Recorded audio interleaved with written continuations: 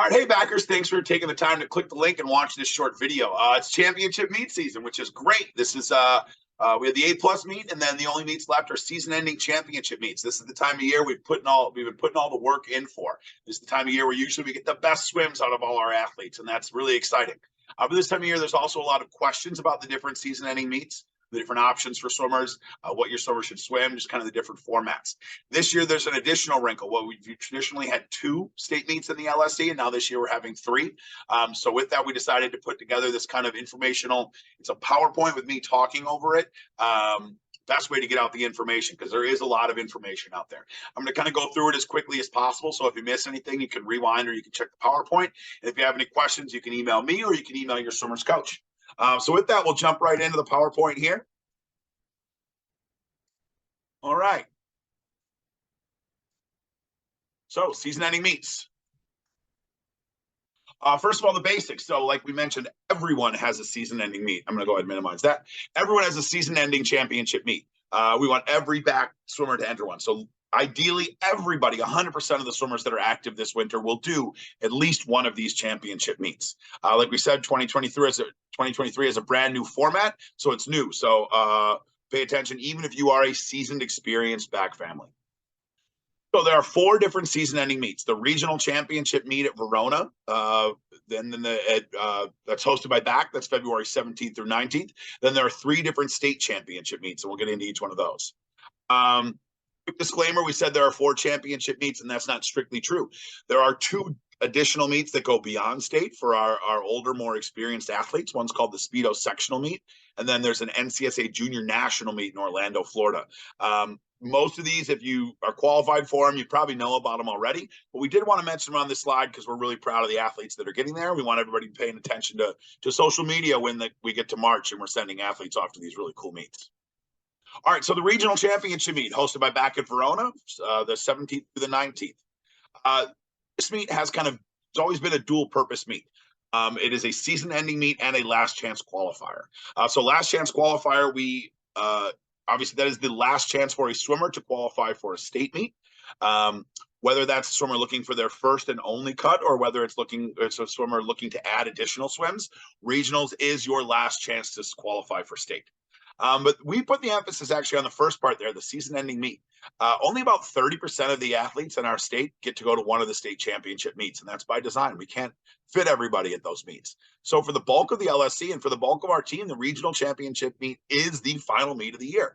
And we like to treat it accordingly. We like to try to create some pomp and circumstance. We like to create a great atmosphere. We like the swimmers to go in there really excited about their ability to perform at that meet. And one of the confusing things when you're signing up for this meet typically is the time standards. You'll see time standards listed, and often parents think, oh, my swimmer does not qualify for this meet. Actually, it's the exact opposite. If a swimmer has a time that meets that time standard, they are actually not allowed to do that event. The time standards you see listed are the state standards. So state qualifiers in any given event may not do that event. So say you have a 10-year-old backstroker boy that goes 38 and is 50 back. He is not allowed to do the 50 back in the regional championship meet. He might be able to do the 100 back if he doesn't have that cut, or any other event he doesn't have the cut, but he's banned from that 50 back. So what you get at regionals then is sort of a best of the rest. The top seed is going to be somebody that's probably fairly close to that state championship standard, but doesn't have it yet. So again, any swimmer with a time slower than, and that includes no times, slower than the listed standard is eligible for that meet. So again, this is the season-ending meet for most of our swimmers.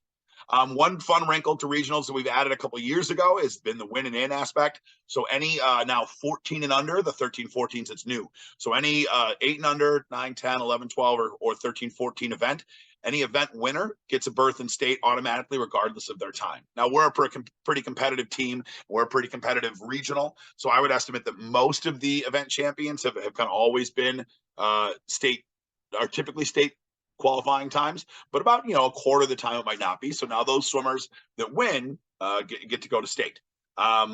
If that happens to a swimmer, we'll talk you through it and go through it then. But the reason we mention it now is it might affect what events someone wants to do at the state meet. Maybe they decide now they want to try an event that's a little tougher, that might not be as populated, because even if they can't get the state cut, maybe they can be the top swimmer from the regional.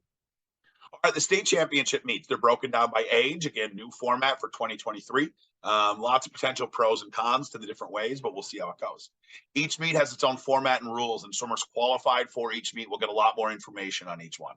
All 3 meets are currently posted on the web, including the very important eligibility reports. That should show what events a swimmer has that makes them qualified for that meet.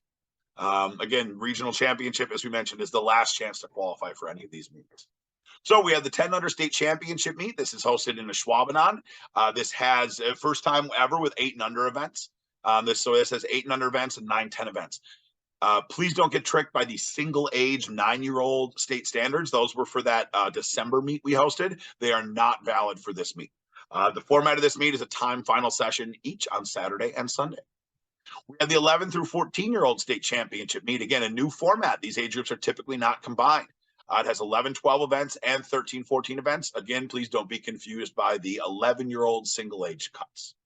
Most of our 13, 14 events are prelim final, which means swimmers swim them once in the morning, and if they're fast enough, they swim them again in finals. The shorter 11, 12 events, the 50 and 100, basically, are also prelim final.